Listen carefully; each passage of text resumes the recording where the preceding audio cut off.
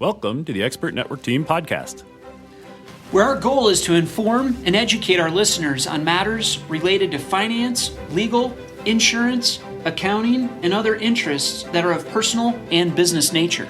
We hope you will find our content useful as well as entertaining. The Expert Network Team consists of Karl Frank of A&I Financial, Mike Miller of Miller and Associates CPAs, Jeff Krommendyk of Security First Insurance Agency, and I'm Nathan Merrill. I'm an attorney at Goodspeed and Merrill. Together, our independent team combines our expertise to provide you insights and solutions, some straightforward, some profound, for real-life opportunities we see on a daily basis. We hope you enjoy the information contained in today's podcast and find it useful. If you'd like to learn more or desire to meet with any of the Expert Network team members in person, you can contact us at info@expertnetworkteam.com. That's info@expertnetworkteam.com.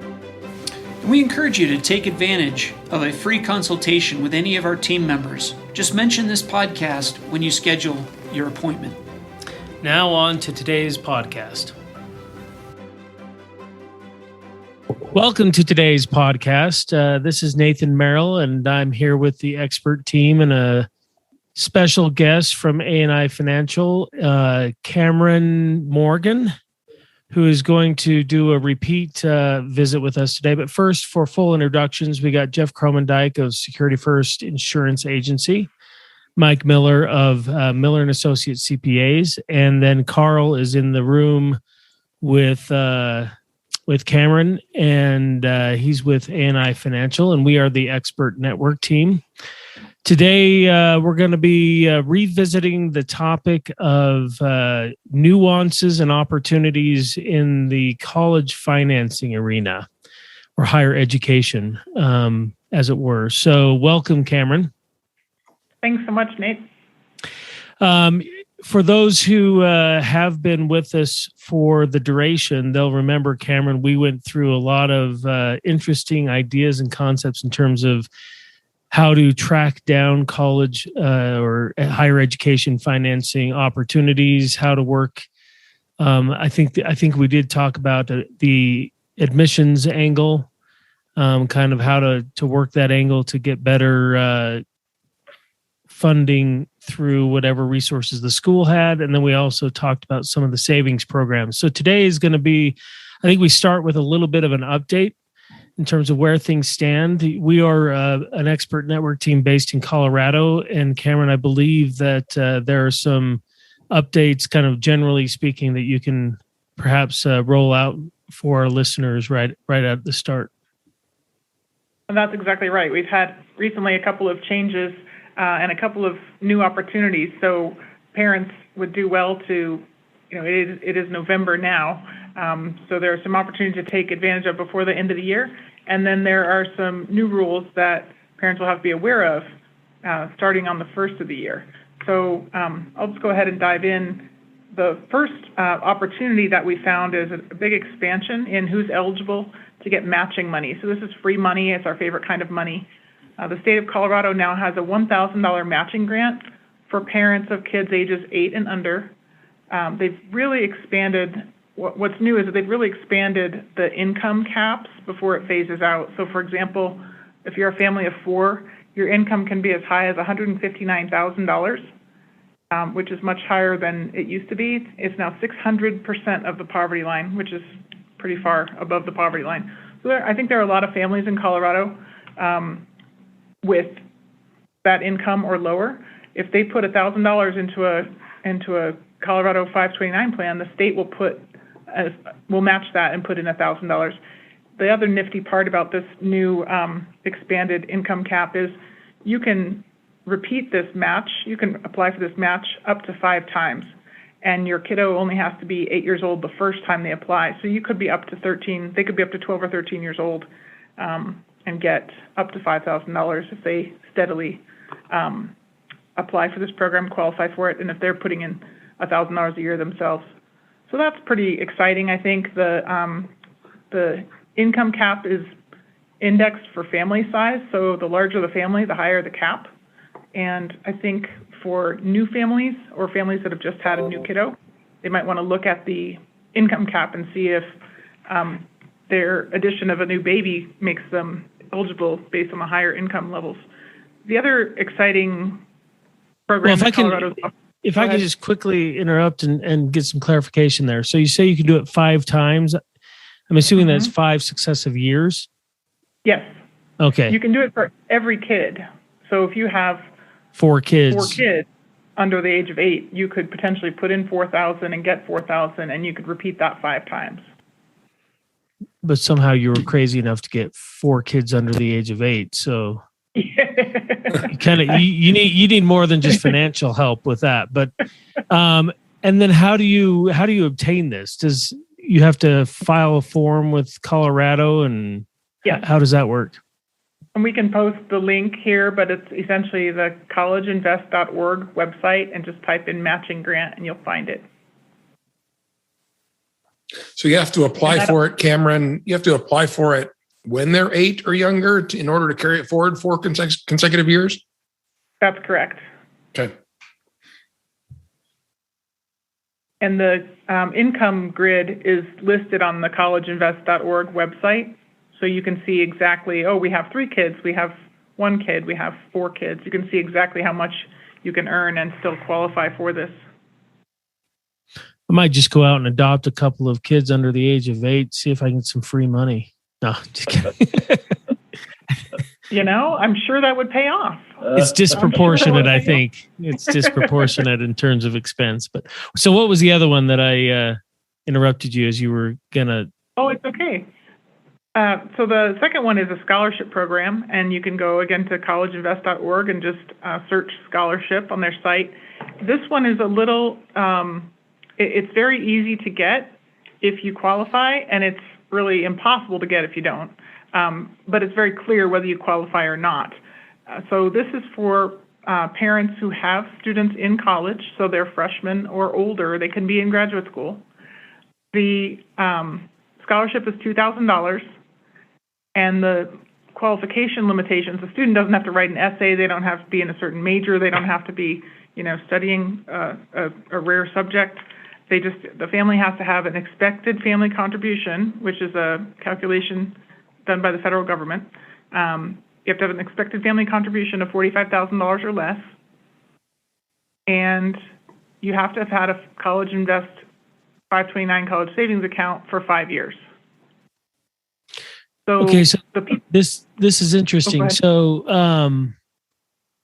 what if you say the expected contribution of $45,000 or less? Mm-hmm. So if tuition's only $6,000, then is it a prorated benefit, or that you can get the full scholarship up to 2,000? You said 2,000 scholarship. Yep. So the way to find out your expected family contribution, or EFC, is to fill out the free application for federal student aid, which is the nickname is FAFSA, F-A-F-S-A. It's not a number that is based really on what you want to pay. It's a calculation that, kind of broadly speaking, it's about 25% of your income and probably about 20% of your assets is how it kind of works out. Those would be non-retirement assets, non-primary home assets. So it's really just your taxable brokerage accounts, any second home you might have, cash in your checking and savings accounts. So retirement accounts are invisible, primary home is invisible. Do you have to fill out the FAFSA, or do you, if you're just paying if you're paying 100% of the tuition anyway, can you? You do have to fill out the FAFSA to get this particular scholarship, because filling out the FAFSA is the only way to get this kind of black box calculation to run. It's going to spit out an expected family contribution at the end, and then you'll know whether your expected family contribution is above or below that $45,000 number. There's not another place to get that number, and that's what College Invest is using to award these scholarships. So is the 45 some measure of need? I mean, if you have too many assets, assuming you have nice, robust accounts, then you might potentially have an expected family contribution above 45. Is that the deal? Yes, and that's typical. I would say the numbers that we're seeing is, family of 4 making, call it 150 with maybe 100K in assets. Their expected family contributions around 35,000. just as a kind of guidepost. But every family is different. The main thing is to fill out the FAFSA and to exclude the assets the FAFSA is not asking for. So when the FAFSA says investment accounts, don't put your IRA in there, don't put your 401k in there. All your retirement assets are invisible when it comes to college. What about privately held businesses? They are considered an asset, but small businesses are treated pretty favorably. So what do they look at there? They'll look at if you have 100 or less employees. You can essentially say, what your enterprise value is can be quite low, because if you thought of like a fire sale of your company, or if you didn't show up to work today or tomorrow, the value of your company would drop quite a lot. So it's not That's what they tell me. Right. It's not going to be the value that you would sell your company for. It's going to be, if you didn't show up tomorrow, what could you reasonably get for this? So it's not, they don't penalize small business owners too much, has been my experience. So that scholarship, I think, is worth looking at and seeing if you qualify. The FAFSA is a whole nother longer conversation. But the number that the FAFSA gives your family is the number to use when looking at this Scholar's Choice, or this College Invest scholarship. And I've just had 2 families with a total of 4 kids in college apply for it, and they all got it, which was really exciting. So I was very pleased to be able to help my clients just by letting them know, hey, give this a try, see if it's going to work for you. The application took them, a couple minutes, because they knew what their expected family contribution was. They knew their account had been open long enough, and they knew their kids were in school. And they were like, really? That's all we have to do? And I said, yeah, now we just got to wait. The other slightly tricky part with this one, though, is the application period is only August 1 to September 30th. So it's a very tight little window. And so getting your application in on time and knowing that you do qualify makes it pretty much a slam dunk for the right family. So I was very pleased with that. And there was 1 freshman, 2 sophomores, and 1 junior who got it. So I know they'll be getting it again, and I'm hoping to share that with more families with kids in college. So this is a heads up for next year, it sounds like. Yep. You can do it every year. So if you qualify for the grant and the scholarship, they just load that into your 529 plan? I believe so. Okay. Yeah, the matching grant definitely, and I think the scholarship as well. Cameron, are there limited funds there from what you can tell? Is it kind of a first come, first served basis, or? That seems to be the way that financial aid in general, need-based or merit-based, works. It's definitely first come, first served, but I haven't yet talked to our contact at College Invest to find out how much funding they have for this. They started off a couple years ago with a $100 sign-up bonus for children born after January 1st of 2020. If you open an account for a new kiddo, you got $100. And I think they must have had some success with that, because now they're finding, okay, if we can get parents to get over the hurdle of, it takes 7 minutes to open an account, but it seems like it took about $100 to get them incentivized to sit down and actually do it. Now they're looking at other ways to benefit low and moderate income families in Colorado, and also current students in Colorado. So they've really moved forward a lot from the $100 for opening an account, but I don't know how deep that bucket, or how full the coffers are for that. Karl, I know you're in the room there also. You don't need to be shy. I am so excited about free money. That's just really cool. I'm like jumping up and down over here. That's why you can't hear me talk. Are you kidding me? So that's like $13,000 a kid. Mm-hmm. Potentially, yeah. Right? So the little kids get $1,000 times 5 years each. Mm-hmm. And the kids already in college, who might still be little, get $2,000 a year times 4 years if they're only in school for 4 years. Yep. Not bad, man. No, I think it's very helpful. That's great. I think it's very helpful. And it really just depends on people hearing about it and qualifying, and not being too, worried about, falling victim to some of the myths, like, they have to go to school in Colorado. No, they don't have to go to school in Colorado. You have to be a Colorado resident. And just sort of the hassle factor of tracking down your kid's social security number and, keying it in and such. So I think they've made the incentives rich enough that people will hopefully prioritize going and getting the free money. As a taxpayer, I say, welcome to it. Please go get the money. Well, I am sure that if one of our clients needed it, that we would automatically start tracking it for them to remind them to apply during that 60-day period when there's $2,000 per kid just sitting there waiting for them. Yeah. Right? I mean, it's a no-brainer. Right. And, there's an opportunity also for parents of middle schoolers to go ahead and, if they didn't previously open the account, the 529 college savings account, to go ahead and get that open in anticipation of their kid's freshman year of college. So there are some things you have to do. You have to jump through some hoops, but you can open an account with as little as $25, and so that would be something we could help our clients do. And, in middle school, say, hey, if you've got a newly minted teenager, put this on your to-do list before the eye rolling really starts in earnest. And you've been meaning to open that 529 account, go ahead and open it. The account has to be open 5 years, right? Yes. Okay. And does the actual child have to do anything in the application, or is this something the parent can pretty much manage beginning to end? Both the matching grant and the scholarship are parent managed.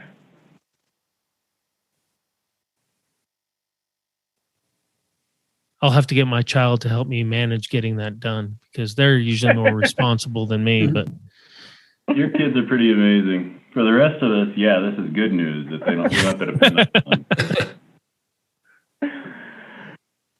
So the other part that's not such good news, we've had two, I think, very positive developments from Colorado's Department of Education and on our state-specific 529 plan. But the bad news is our tax deduction has historically been one of the most generous in the country, and they have clamped down on that. And I don't know if they're clamping down on the tax deduction in order to fund these matching grants and scholarships. It certainly seems like it. But historically, you've been able to contribute up to your full earned income into a 529 plan and pay no Colorado state income tax. You could take 100% of the deduction of everything you put into a 529 plan, which has allowed people to do some really large contributions and not pay state income tax. They've been able to do some estate planning using our state's plans because you could put so much in and still retain control of the asset. However, starting January 1st, a married couple will only be able to deduct $30,000 of contributions, and a single person only $20,000 of contributions. And this closes a couple of loopholes, one of which is the kind of pay-as-you-go approach, where people could put money in and take it out as quick as 10, 12 days, get the state tax deduction for a current student paying current tuition, room and board, and fees. That is not as easy to do now because most of our larger land-grant universities here cost more than $20,000 a year. And some of them cost more than $30,000 a year. So for the pay-as-you-go approach, that's not going to be as much of a savings. Still a savings. You'll still get a tax deduction.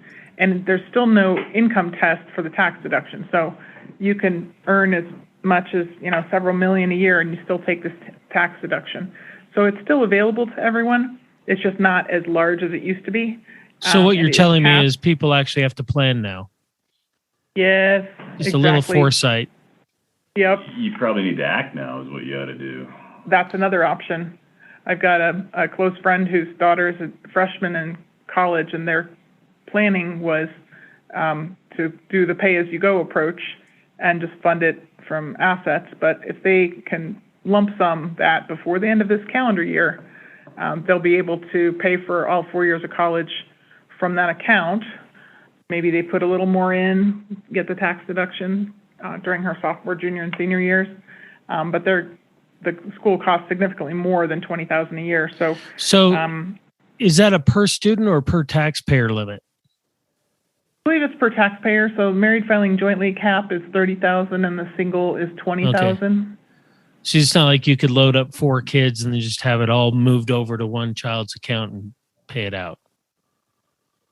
I don't think so. I'll double check on that, but I believe it's a cap per tax per taxpayer.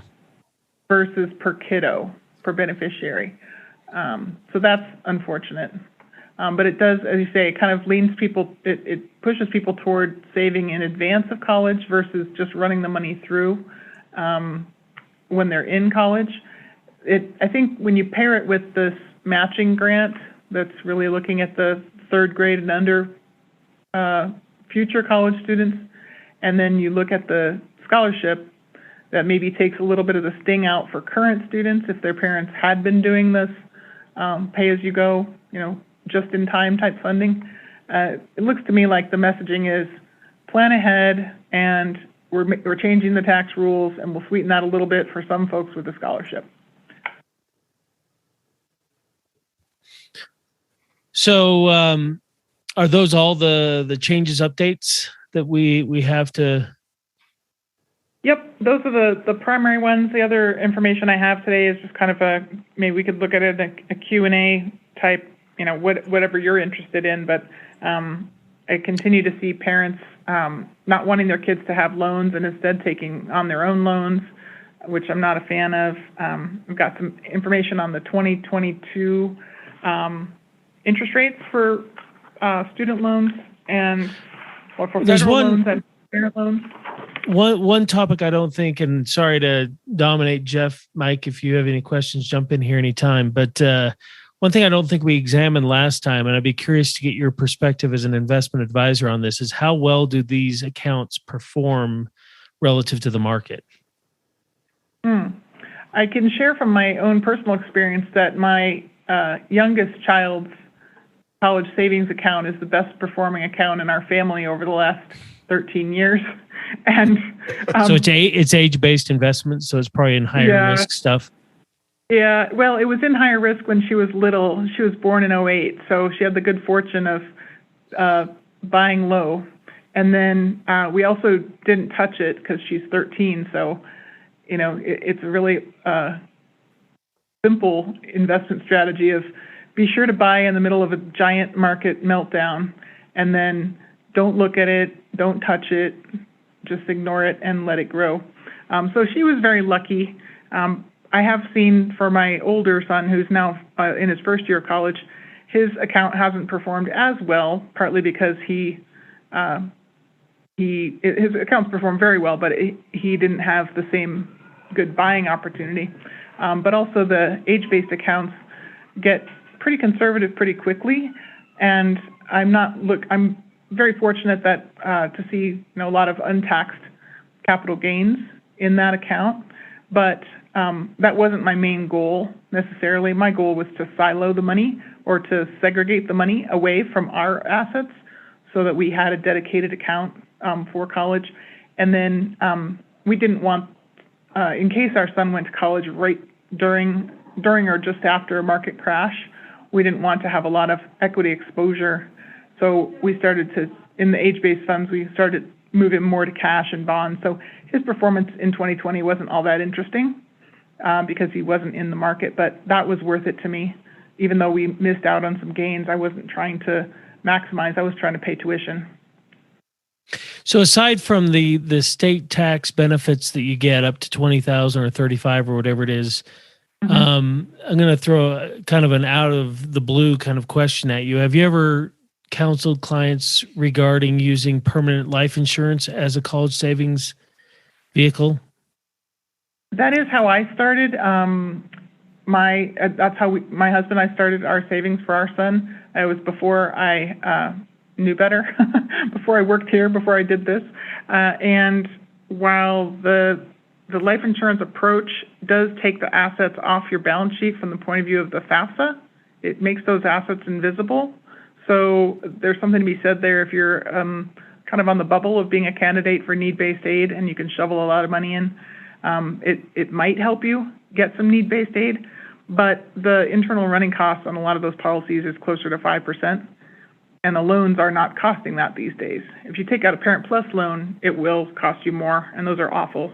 But for student loans, the direct student loans, which are not need-based, the interest rate's 3.83 fixed, and you can pay it off for your student if you want to, or it can be in their name. So I'm not a huge fan of that approach. I feel like permanent life insurance has a lot of good uses, but oftentimes if people are using it just to maneuver to get need-based aid, it needs to have more. The decision to buy permanent life insurance has to have more going for it than just college balance sheet maneuvers. Got it. No, thank you very much. Okay. Absolutely. Yeah. Yeah, I mean, if your choice is between funding permanent life insurance and then taking a loan out against it to pay for college, or taking a Parent Plus loan, I would say in that case, the permanent life insurance would win. But the Parent Plus loan has a 4.25% fee, like an origination fee. And this year, the interest rate on it is 6.28%. It's really, really expensive loan. The equivalent, I heard this yesterday from a college planning expert that I trust a lot. He said it's about like having a 450 credit score, taking a Parent Plus loan. And I thought that was really telling that, that's what's offered to you by the universities. They send you your financial aid, quote unquote, package, which includes a real easy click here to get a Parent Plus loan. And a lot of parents are clicking on that, and I think we have a lot of work to do to help them understand if they're going to borrow money for college, they shouldn't borrow via a Parent Plus loan because it's a pretty gruesome loan. So where would you go as a parent, to like home equity, or what are the other options? Yeah, any collateralized loan is going to have better terms than an uncollateralized loan. And an uncollateralized loan where the only collateral is your student's brain, which they can't actually seize. So whether you're using home equity or anytime you're borrowing on the parent's credit rating instead of the student's credit rating is going to get you a better interest rate. And the caution there is just not to borrow, not for anyone, not the student, not the parent, not anybody in this equation, to borrow more than the student is going to make their first year out. So what do bartenders make these days? Haven't been to a bar in quite a few months. I should ask. Mike, Jeff, you guys got any questions? I know we really interested Jeff last time around talking about saving for adult education. Yeah, because I was kind of perplexed by the fact that I had saved up and I wasn't sure my boys were going to actually use what I had saved. So I was like, okay, are these 529 plans transferable? Can I use them? Can I generationally pass them down? But Cameron was awesome in answering all those questions for me. I don't know that there's a whole much more learning I can do at my age. There's always underwater basket weaving, Jeff. There you go. That's true. I want to get an update from Cameron, see how her family's doing. I was intrigued. I think you have one going to school in Australia. Is that correct? That's right. He's just finishing. Actually, I think he's got his last final exam of his second semester is tomorrow, and he'll be home on Monday. So he'll be home in about 6 days from his first full year away. We haven't seen him since the end of January. And I'm excited. He's passed all of his classes, and he's playing lacrosse. He's coaching lacrosse. And, aside from having to navigate some national rules and travel rules around COVID and such, it's been pretty smooth sailing. He's grown up a lot, for sure. I'm sure you saw that in your first year of your kid's life away. But it's been fun we visit with him by on WhatsApp. We have little video calls with him every week, and he's doing great. It's been a nice experience for me as a parent. Awesome. Great. Thanks for the update. Yep. And he's going back in January. He'll do a second year. He's going to have, he's decided to stay in the same dorm. And then he wants to do his third year study abroad, to which I said, you're already abroad. Let's not to study abroad. But he wants to go to Italy. So we'll see if that comes about. But study abroad. I know. I was trying to encourage him to come to DU because University of Western Australia has a partnership with DU, and he could study abroad here in Denver. So another market-based question. What have we seen in education costs over the last couple of years? How has COVID and all of the proliferate spending impacted tuition and such? It's a little bit like I don't know. There's so many things in the world where it just depends where you're standing, determines your perspective. This fall of 2022, so the kids who are in high school right now making their applications, some of them are going to apply to University of Chicago, and some of them will go there in August, and it is going to be our first $90,000 a year school. They're cracking the 90s. So good luck to those kiddos. I hope they have a lot of need and get a lot of need-based aid, because that's a big check to write if you're not. So the elite privates still have, supply is fixed and demand keeps growing. They keep on driving down their admission rates. They all like to be in the single digits. The lower the better. So they encourage people to apply, and then they accept as few as possible. And that the economics of that, with really high demand and fixed supply, they have a lot of pricing power.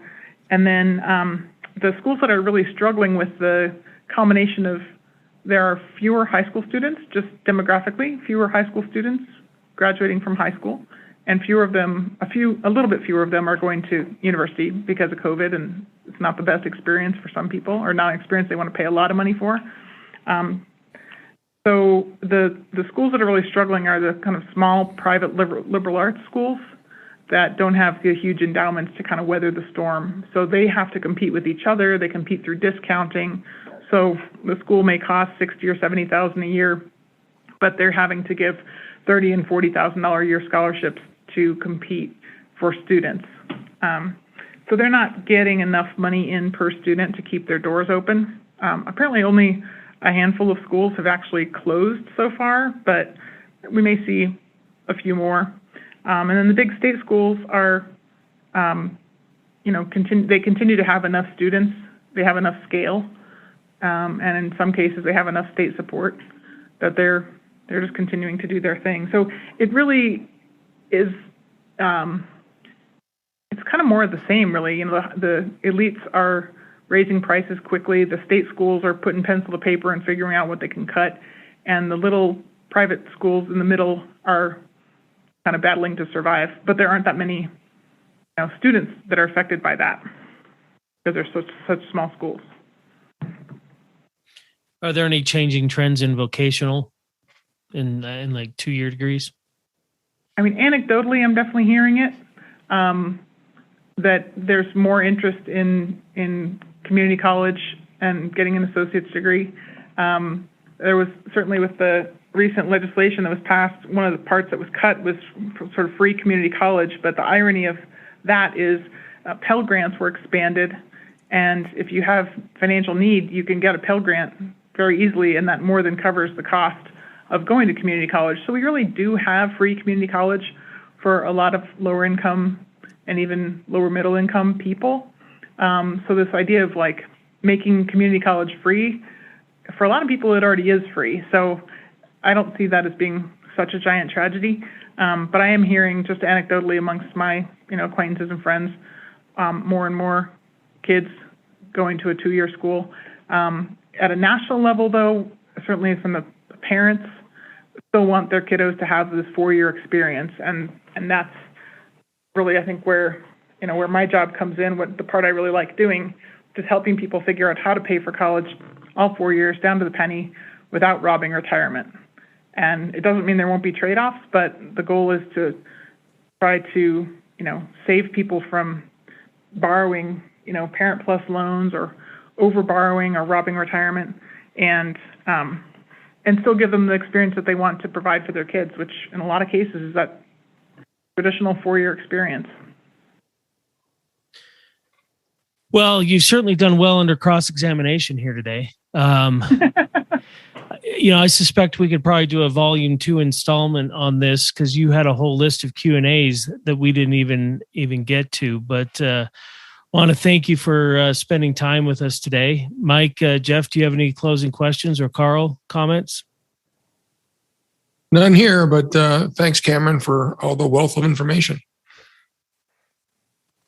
Yeah. All right, with that, we'll close out this episode of the Expert Network team and And thank you all for joining us. We'll look forward to talking to Cameron some more. Make it a beautiful day.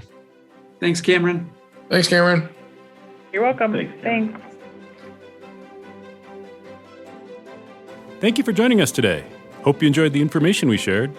If you enjoyed this podcast, please feel free to share it with someone else. And join us next time. If you want to meet with a member of the team, please contact us at info@expertnetworkteam.com. That's info@expertnetworkteam.com. If you have special topics you'd like to hear about, please reach out to us and let us know at the same email address. Again, that's info@expertnetworkteam.com. Thank you for joining us and have a great day. Thank you for listening to this podcast. We want to remind you that listening to this podcast does not establish a client-professional relationship with any of the firms represented, nor does it constitute legal, investment, or accounting advice, and the views are those of the professionals only. Investment advisory services may be provided through A&I Financial Services, and securities may be provided through Genios Wealth Management.